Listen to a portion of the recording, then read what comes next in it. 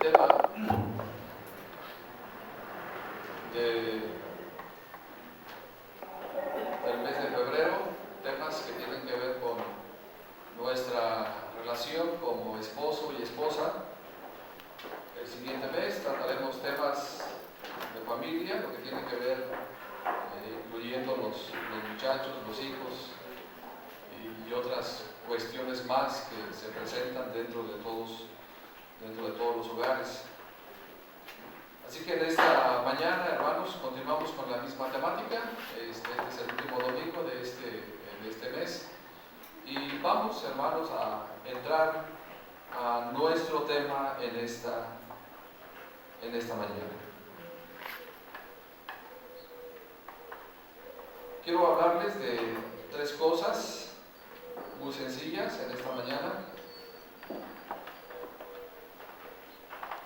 Que puede haber diferentes causas o diferentes razones por las cuales puede llegar a caer en todo matrimonio ciertos conflictos emocionales, espirituales, conflictos inclusive hasta conflictos de dinero, inclusive hasta conflictos de diferentes puntos de vista, y que de alguna manera, hermanos, cada uno de nosotros defiende hasta cierto sentido, por llamarlo así, sus propios o nuestros propios intereses. Quiero que veamos, hermanos, algunas cosas que nos van a ayudar, si no una gran cantidad de cosas, sino por lo menos algunas cosas que nos van a ayudar a detectar qué es lo que sucedió, qué es lo que sucede o qué es lo que está sucediendo. Y muchas de las veces, hermanos, tiene que ver con ciertas amarguras en nuestros matrimonios. Pero los problemas, hermanos, entendemos una cosa, que los problemas en un matrimonio son de dos. Porque puede ser que no se esté haciendo lo correcto, o puede ser que se esté haciendo lo incorrecto. Es decir, son dos cosas. Uno, el hacer lo correcto, y otro, el no hacer lo correcto. Y esto prácticamente, hermanos, nos lleva prácticamente a una situación muy delicada y muy complicada. El plan de Dios, hermanos, según la Biblia, en Mateo, el plan de Dios es que lo que Dios unió, que no lo separe el hombre. Pero mi pregunta es esta.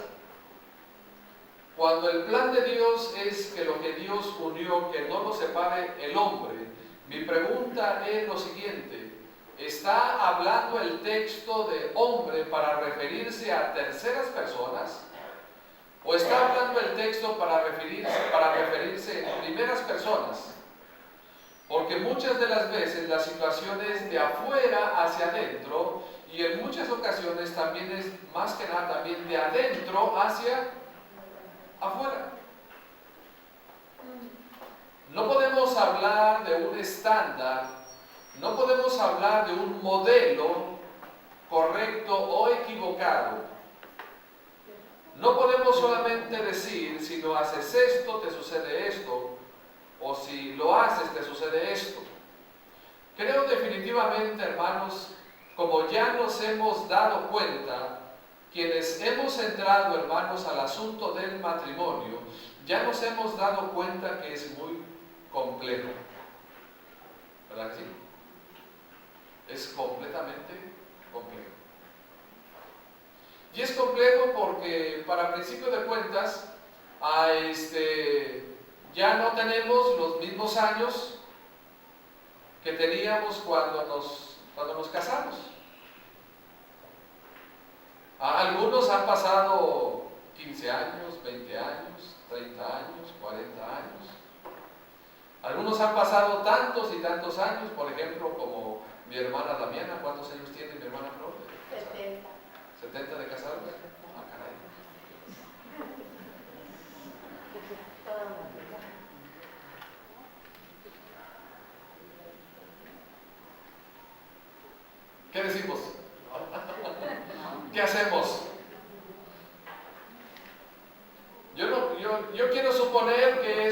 70 años no han sido realmente fáciles. Es más, es una frase muy trillada, se dice fácil 70, pero qué complicado es. Si nosotros que llevamos 26 años, mi esposa y yo,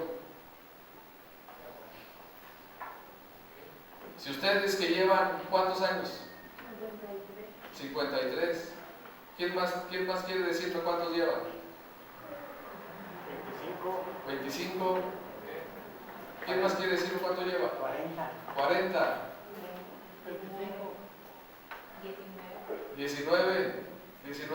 ¿Quién más me dice cuánto lleva? 43. ¿Qué aguante de la hermana Juanita? ¿Quién más? Hermana Elena, ¿cuántos estuvo? 46. ¿Nadie más quiere decirnos cuántos? Díganos, al fin no le vamos a decir a nadie.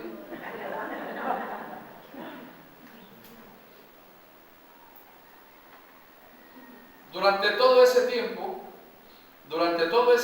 los años que nos han compartido en esta mañana, durante todo ese tiempo, ¿han tenido ganas, como comúnmente se dice, de aventar la toalla? ¿Han tenido razones? ¿Han sobrado razones?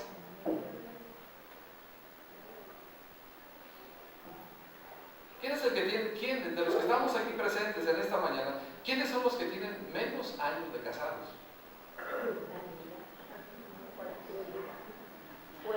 Wendy. ¿Cuántos años tienes, Wendy? Todavía no tengo uno.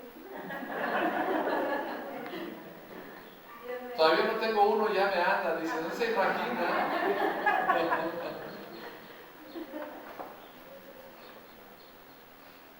¿Cuáles son las causas, hermanos? Quiero hablarles de 3 causas de amargura dentro del matrimonio. La primera es que a veces cometemos el error de mezclar 2 cosas. Uno, la culpabilidad con la acusación.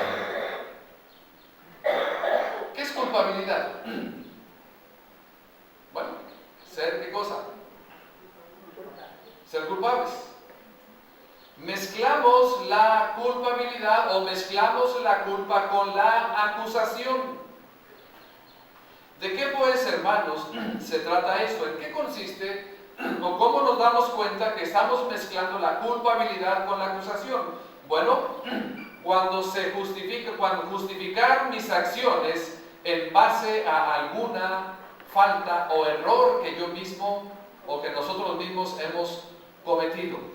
Es decir, se mezcla cuando nosotros decimos, bueno, es que yo hago esto porque tú lo hiciste. O si tú lo hiciste, yo por qué no puedo hacerlo. Ahora, esto, hermanos, implica lo siguiente. Miren, vamos a ver lo que nos dice Mateo capítulo 7. Vamos al Evangelio de San Mateo, en el capítulo número 7. Evangelio de San Mateo, en el capítulo 7, y el versículo número, del versículo 1 para llegar al versículo número 5. Mateo capítulo 7, versículo 1 al versículo número 5. ¿Lo tenemos? No juzguéis para que no seáis. ¿Qué está diciendo el texto? Que el asunto de juzgar tiene que dejarse de lado. No juzguéis para que no seáis juzgados. Pero ya lamentablemente hemos aprendido, o no aprendido, sino que hemos llegado a la conclusión que el que juzga mejor las cosas somos nosotros.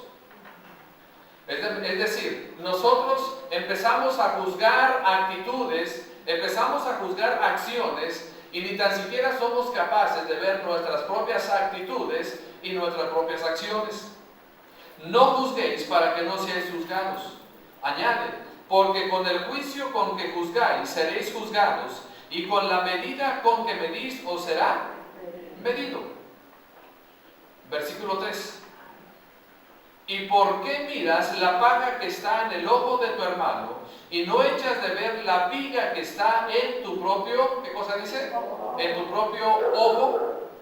Será entonces, hermanos, que lo que no nos deja ver la paja es, ¿qué cosa? La viga. ¿Qué diferencia, pues, hermanos, hay entre una paja y una viga? Hay una diferencia abismal, ¿no es cierto? Hay una diferencia enorme. El versículo 4, o cómo dirás a tu hermano, usted dice, bueno, pastor, es que ahí está hablando de hermano, pero estamos haciendo la aplicación. O cómo dirás a tu hermano, déjame sacar la paja de tu ojo, y aquí la viga, en el ojo tuyo. Pero ¿qué dice el versículo 5? Léalo, ¿cómo dice? Hipócrita, saca primero la viga de tu propio ojo, y entonces verás bien para sacar la paja del ojo de tu hermano. Es decir, cuando yo soy culpable de algo, en mi propio matrimonio, cuando yo soy culpable de algo, entonces empiezo a hacer acusaciones para justificar, ¿qué cosa? Para justificar mi propia culpa. En lugar de ir con Dios y confesarle esa culpa, esa infidelidad o ese error que he tenido, en lugar de ir con Dios y confesarle eso a Dios, lo único que hago es empezar a acusar, es empezar a buscar razones, y la mezcla de estas dos cosas, hermanos, de la culpabilidad con la acusación, resulta en conflictos. La palabra culpable significa, según el diccionario, culpable significa ser responsable de un delito. Ser responsable de un delito porque le ha sido comprobada todas las agravantes de la ley con premeditación, con alevosía y con ventaja. Pero como yo no asumo mi culpa, entonces empiezo a hacer acusaciones hacia la persona a la cual he ofendido. Y quiero que vaya conmigo a Génesis capítulo 3. Génesis capítulo 3, allí en el libro de los orígenes. Génesis capítulo número 3. ¿Lo tenemos? Génesis capítulo 3 y el versículo 12. Génesis 3, 12. Vamos a ver qué nos dice el texto allí. ¿Lo tenemos? ¿Qué dice? Y el hombre respondió, la mujer que me diste por compañera me dio del árbol. ¿Qué está haciendo Adán aquí, hermano? ¿Está echándole la culpa a quién? Mire, note cómo dice el texto. Llanamente decimos, es que Adán le está echando la culpa a la mujer. Tal pareciera que así dijera el texto. Pero note cómo dice el texto. Tratemos de profundizarnos en el texto. Y el hombre respondió, la mujer que me diste por compañera me dio del árbol y yo comí. Es verdad que está hablando de la mujer, pero yo le pregunto, ¿de quién está hablando también? Está hablando de Dios. En otras palabras, ¿qué le está diciendo a Dios, hermano? Es tu culpa porque me diste esta mujer.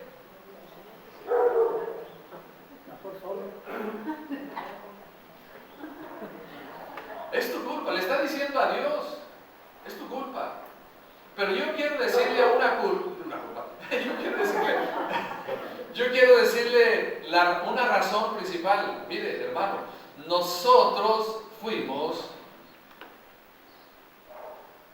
los que decidimos. ¿Cierto? La mujer fue la que dijo sí. ¿Cierto? Y el hombre andábamos tan emocionados y tantas y otras cosas más, que nosotros mismos decidimos. Entonces yo le pregunto una cosa, ¿de quién es la culpa? Adán le está echando la culpa a Dios. Y luego Adán le está diciendo es que esta mujer, en lugar de ser ayuda idónea, fue ayuda errónea. Entonces, ¿qué sucede? Entonces, ¿Dios se equivoca, hermanos? Dios no se equivoca. Note lo que dice el versículo 7. Cuando en el versículo 13, 14 en adelante se empiezan a dar las sentencias o las consecuencias del pecado. En el versículo 17, lean por favor lo que dice el versículo 17. Note lo que dice.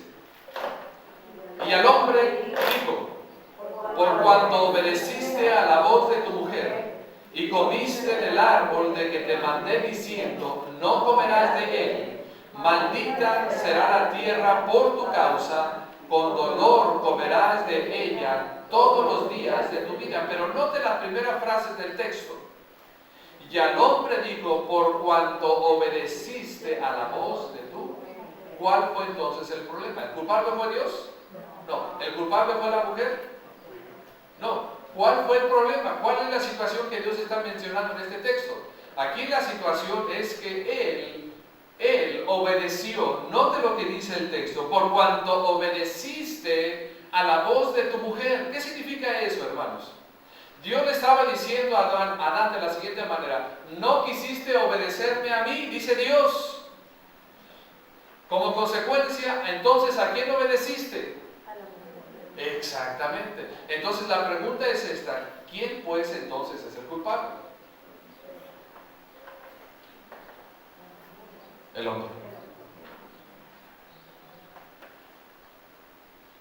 Se fija cómo aquí Adán empieza a mezclar la culpabilidad con acusación. ¿A quién está acusando? Creo yo que primeramente está acusando a Dios. Luego está acusando a quién. Luego está acusando a la mujer. Miren, hermanos, quiero que tratemos de entender una cosa con respecto a mezclar la culpabilidad con la acusación. Si nosotros no somos lo suficientemente maduros y también responsables de asumir nuestras faltas y asumir nuestros errores, y si no somos capaces de confesárselas a Dios, siempre vamos a estar batallando y siempre vamos a estar batallando. Necesitamos encomendárselas al que puede ayudarnos, y este es Dios.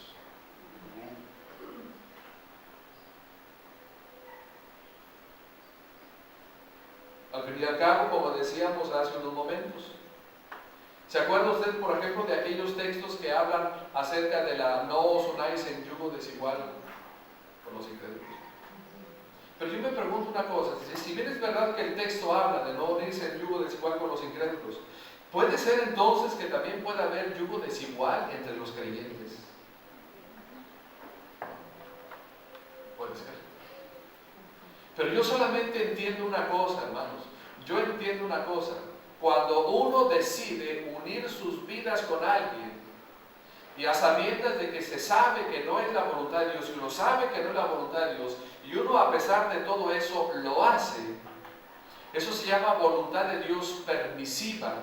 De tal manera que cuando existe la unión legal entre un hombre y una mujer, entonces esa unión se convierte en la voluntad de Dios, donde al principio no era la voluntad de Dios, sino que después de que ya la unión está consumada y está legalizada, entonces ahora se convierte en la voluntad de Dios. Yo no sé si me explico.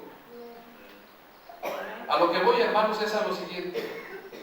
Desde el momento en que alguien de nosotros decidió casarse y unirse, es porque realmente, una de dos: o seguimos la voluntad de Dios o seguimos nuestra propia voluntad.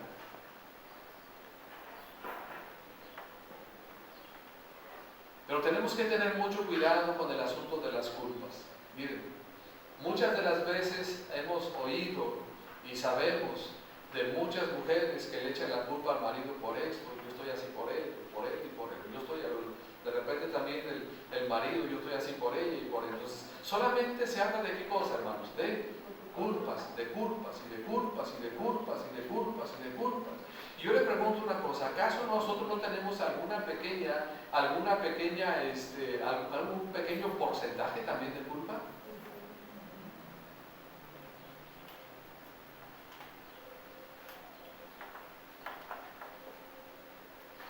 pero las acusaciones vienen y aquello se torna un conflicto, aquello se torna, como comúnmente se dice, aquello se torna una lucha de poderes, a ver quién puede más. Y si tú me gritas, y si tú me hablas fuerte, yo te voy a gritar más fuerte.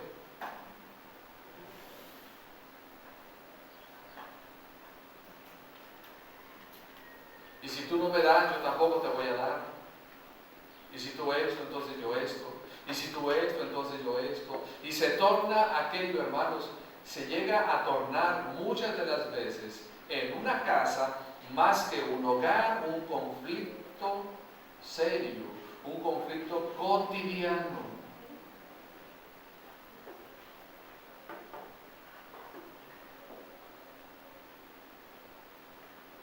Número dos.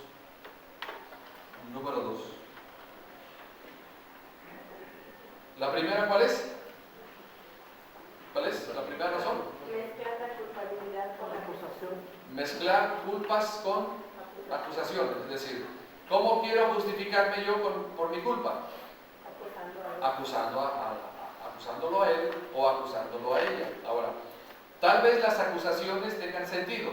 Puede ser que tal vez las acusaciones tengan sentido. O que tengan razón. Pero de eso no se trata. Número 2. Tratar de vengarse. Tratar de vengarse. ¿Alguna vez no ha habido ganas de vengarse? Cuando la culpa está comprobada, cuando la culpa está definitivamente comprobada, entonces viene en alguno de nosotros dos, entonces viene el deseo de alguna manera de vengarse.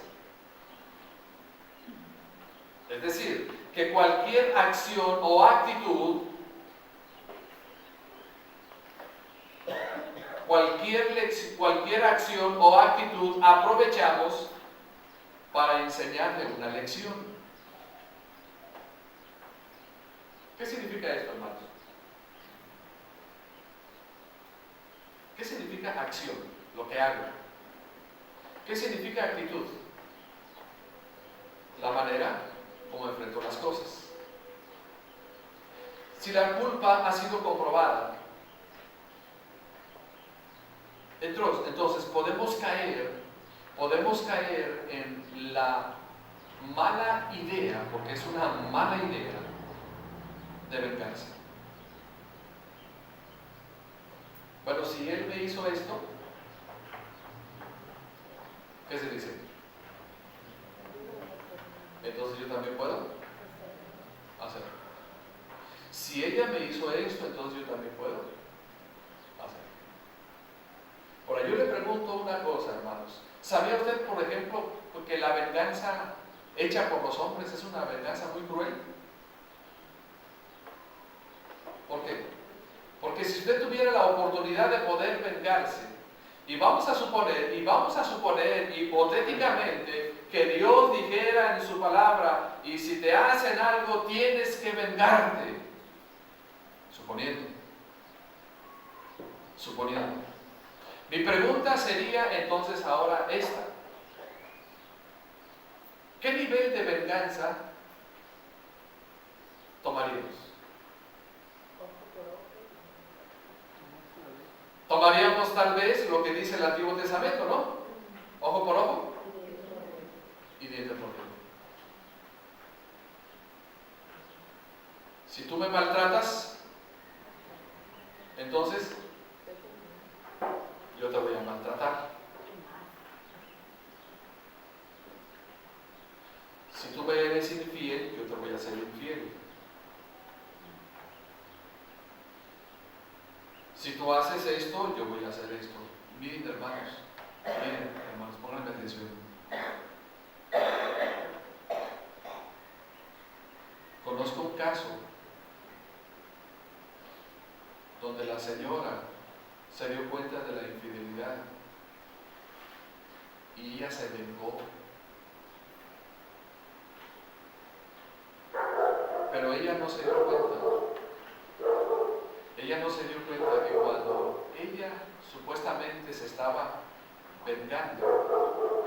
Todo aquello el hombre lo tomó como una evidencia legal, como una evidencia sustentable, como para poder abandonar y como para poder prácticamente dejar a la mujer con todos los compromisos y con todas las responsabilidades. ¿Qué pasó? Perdió en su venganza. Perdió en su venganza. Cuando alguien se venga, realmente no gana. Lo que hace es que pierde. La venganza, hermanos, no es buena. Quienes han buscado venganza y la han alcanzado, escúcheme bien, quienes han buscado venganza y la han alcanzado, quedan presos en amarguras y en resentimientos, porque se acostumbran a vivir de este modo y Dios no puede obrar en la ira del hombre. Según Santiago capítulo 1 y versículo 20. Búsqueme Santiago capítulo 1 y el versículo número 20. Santiago 1, 20. ¿Lo tienen? ¿Cómo dice el texto, hermanos? Porque la ira del hombre no obra la justicia de quién, hermanos. Entonces, ¿qué es lo que está obrando según el texto? Busca el texto para que lo vean. ¿Ya lo tienen todos? Ok, léanlo por favor. ¿Cómo dice? Porque la ira del hombre no obra la justicia de Dios. Ahora, mi pregunta es esta. Ahora, pónganme atención aquí, hermano, por favor. Miren. ¿Qué es lo que pasa cuando nosotros actuamos en venganza? Actuamos con ira. Y cuando actuamos con ira, yo le pregunto una cosa, ¿está Dios en el asunto de la ira? En la ira del hombre, que dice, no obra la justicia de Dios. ¿Qué es lo que pasa entonces? Que estamos haciendo, que vamos a hacer nuestra propia justicia y no vamos a permitir que Dios obre en su justicia. Yo le pregunto una cosa, ¿quién es más justo para hacer justicia? ¿Usted o Dios? Dios. Pero como nos gana, y esa es la realidad, pero como nos gana la carne, entonces queremos a toda costa vengarnos. Y no nos damos cuenta que cuando practicamos la venganza, en lugar de ganar, perdemos. Y eso tiene que ver en el aspecto matrimonial, y esto tiene que ver en todos los aspectos. ¿Alguien le ha hecho algo en esta vida? Posiblemente sí. No vivamos para guardar el día de la venganza.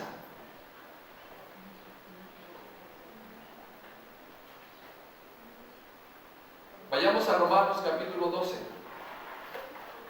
Vayamos al libro de Romanos, en el capítulo número 12.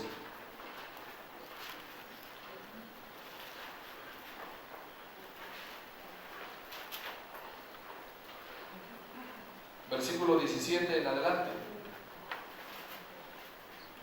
Romanos capítulo 12, versículo 17 en adelante. ¿Lo tenemos? No paguéis a nadie mal por mal. ¿A quién, hermanos? A nadie. ¿Quién está incluido ahí? En nadie. Cuando dice el texto, no paguéis a nadie mal por mal, efectivamente se refiere al prójimo, pero creo que también se refiere a quién, hermanos. Al esposo o a la esposa. No paguéis a nadie mal por mal. ¿Pero qué nos sugiere el texto? Procurad lo bueno delante de todos los hombres. A ver, ¿cómo está esto?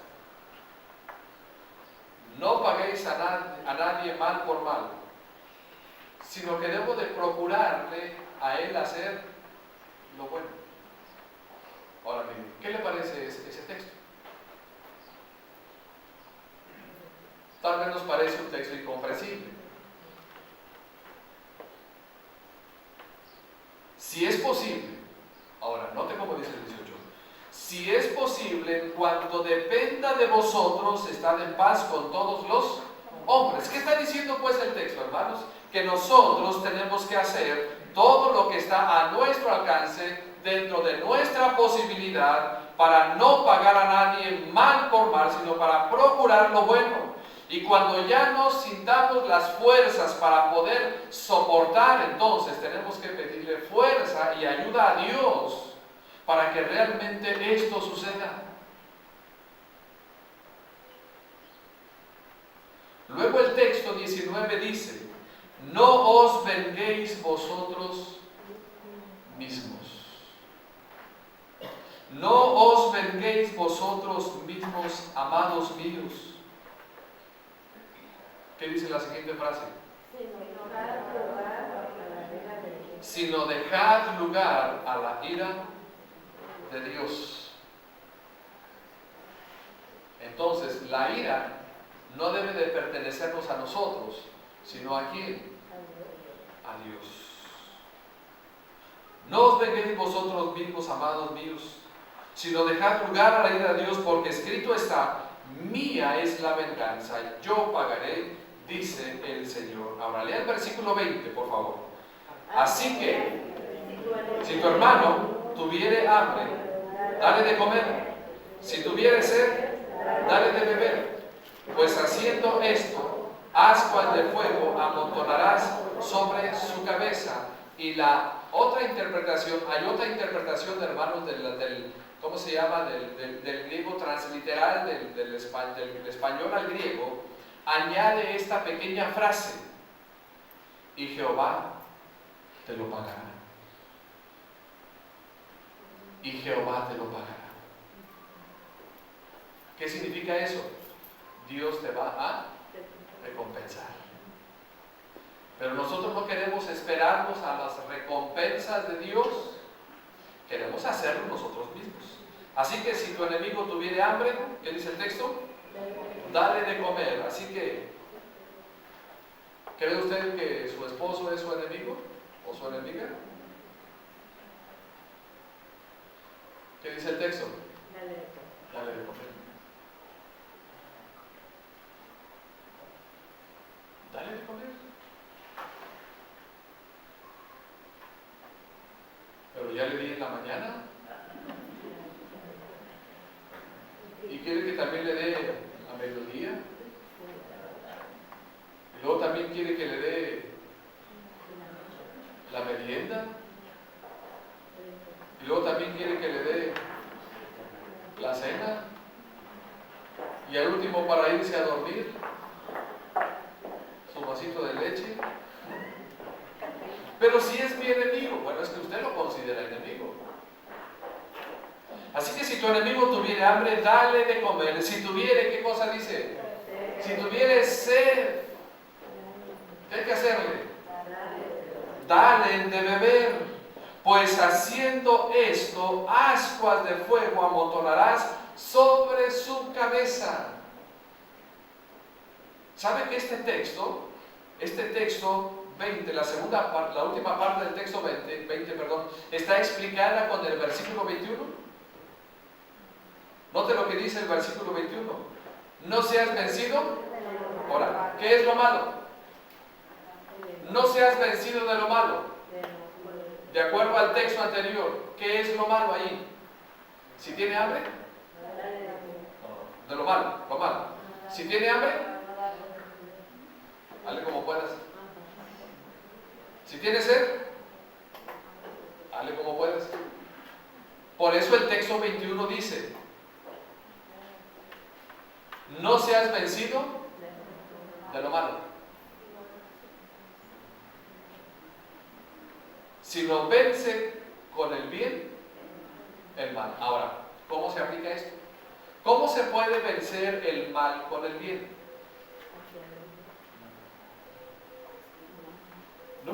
tiene que ver con no vengarse por uno mismo.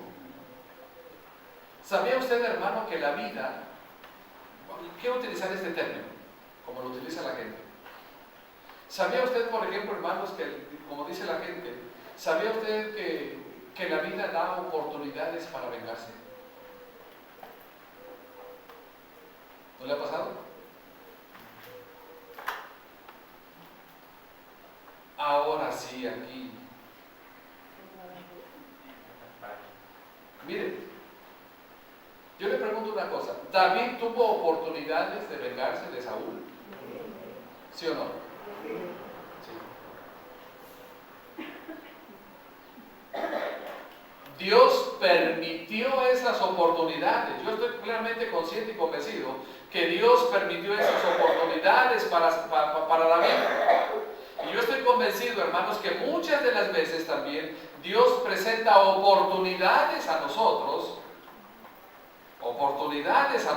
para vengarnos. El asunto no son las oportunidades que tenemos, sino el asunto es cómo vamos a actuar en esas oportunidades.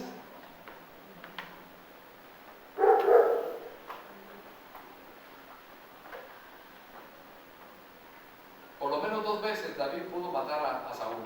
Mi pregunta es esta: ¿David mató a Saúl? No. ¿Se acuerdan cuando iba contra Nabal? ¿David mató a Nabal? No. ¿Qué fue lo que hizo Dios? Vengó la afrenta de David. ¿Qué fue lo que hizo Dios con Saúl? También vengó la afrenta de David. A lo que voy es a lo siguiente, hermanos. Hay evidencias bíblicas donde podemos ver que efectivamente muchas de las veces podemos tener oportunidades para vengarse, pero también son oportunidades, hermanos, escúcheme bien, también son oportunidades para demostrar nuestra madurez espiritual. Porque si bien es verdad que mi enemigo o su enemigo no merece misericordia ni merece gracia por todo lo que le hizo, por todo lo que nos hizo,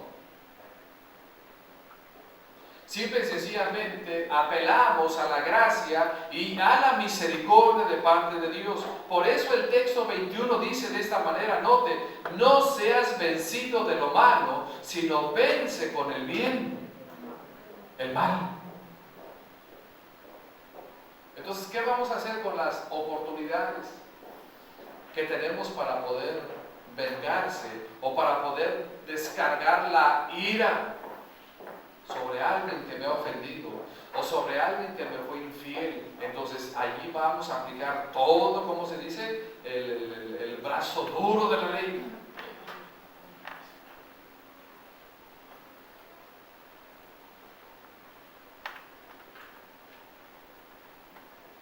Así que, hermanos míos,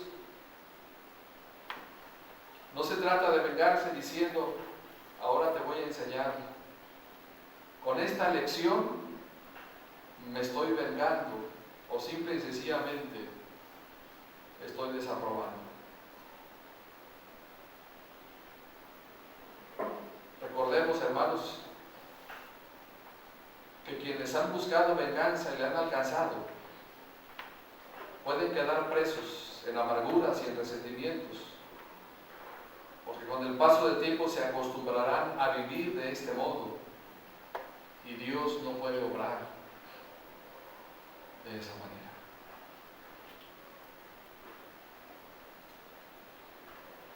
Y número 3.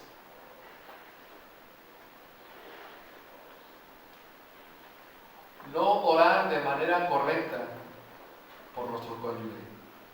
No orar de manera correcta.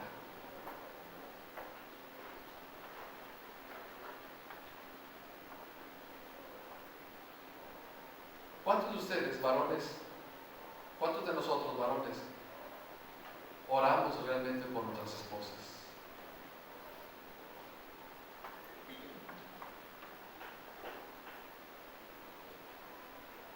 Les voy a decir por cuáles cosas oramos.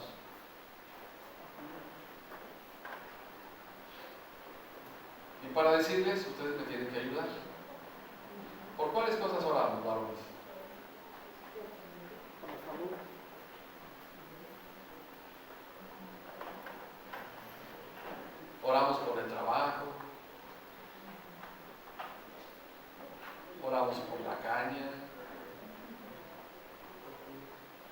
oramos por las tortillas, oramos por el negocio, oramos por los empleados, oramos por la familia, oramos para que me vaya bien, para que pueda tener el trabajo.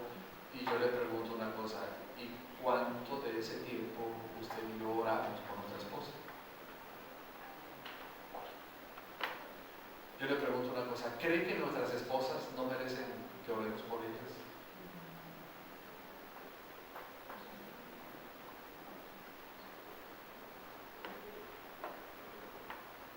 Tenemos que orar por su salud.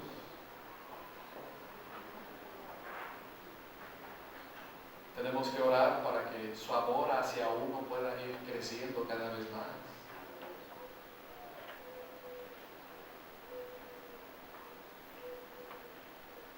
Tenemos que orar para que Dios las cuide y las proteja.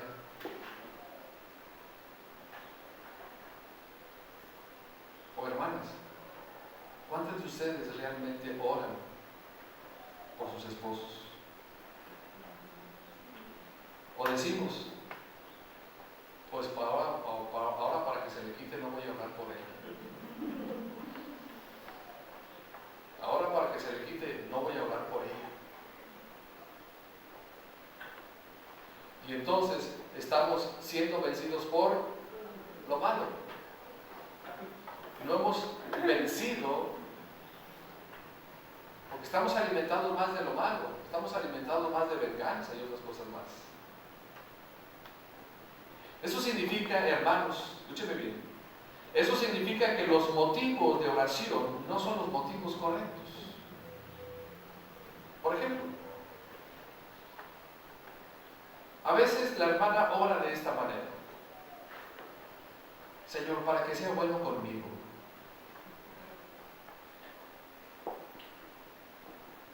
¿Qué le parece la motivación? Parece buena, ¿verdad?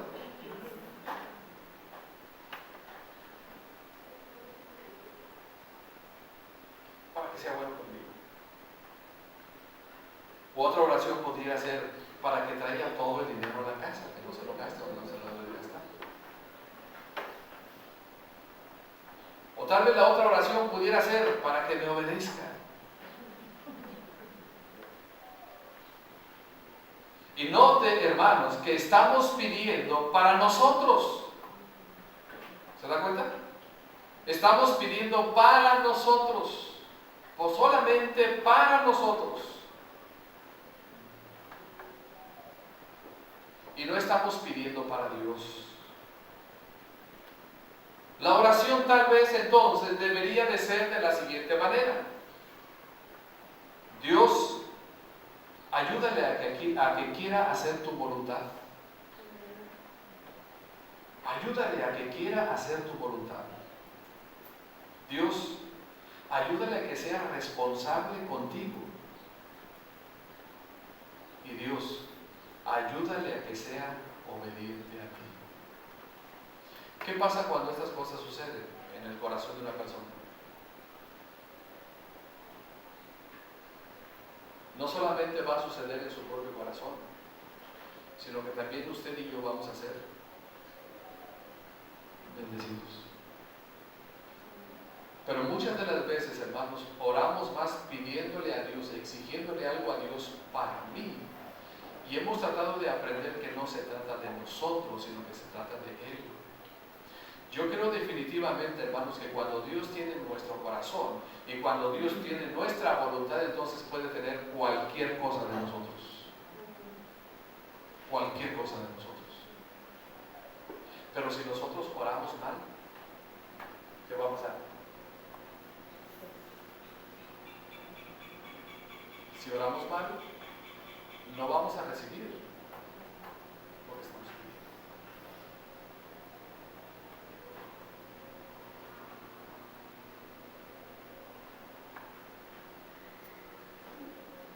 Antes de poder ganarnos, hermanos, la mente de una persona, primeramente tenemos que ganarnos el corazón de la persona.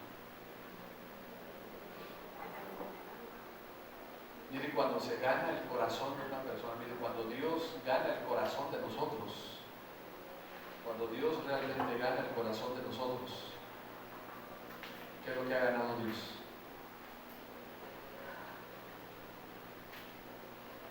Ha ganado nuestro tiempo, ha ganado nuestros talentos, ha ganado nuestros dones, inclusive hasta ha ganado nuestra cartera. Pero si Dios no gana nuestro corazón, y si nosotros no aprendemos a orar de la manera correcta a Dios, entonces vamos a caer en otras frustraciones más que pueden venir. Así que 3 cosas hemos tratado de aprender esta mañana. Cometemos el error de mezclar culpabilidad con acusación. Cometemos el error de vengarnos por nosotros mismos. Y cometemos el error de ¿qué? De no orar de la manera correcta. Creo que tenemos que pedirle a Dios que nos ayude para saber cómo debemos hacer las cosas. Si ya hemos tenido alguna mala experiencia a consecuencia de no haber hecho lo correcto, o de consecuencia de haber hecho lo incorrecto, creo que siempre Dios nos muestra en su palabra que es un Dios de oportunidades, que estas debemos de aprovecharlas. Señor, gracias por darnos el tiempo para estar aquí y meditar en tu palabra. Te rogamos en el nombre de Jesús, Señor, que nos ayudes a meditarla, a atesorarla, y en este camino tan difícil, Padre, de ponerla por obra, te suplicamos que nos ayudes también a darnos el poder y la fuerza para hacerlo. Gracias, Señor, por darnos este tiempo. En el nombre de Jesús oramos. Amén. El texto, hermanos, que vamos a leer.